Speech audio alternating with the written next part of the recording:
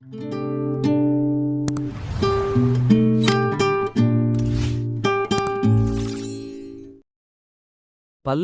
கோவை திருச்சி தேசிய நெடுஞ்சாலையில் நடுரோட்டில் பழுதாகி நின்ற அரசு பேருந்தால் கடும் போக்குவரத்து நெரிசல்.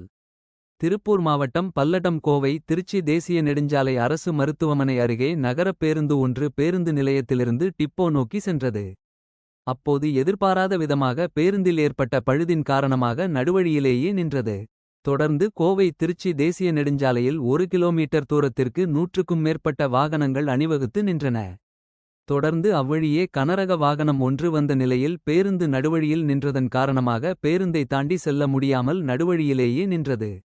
இதனையடுத்து அங்கிருந்தவர்கள் பேருந்தை சாலை ஓரமாக தள்ளி நிறுத்தினர்.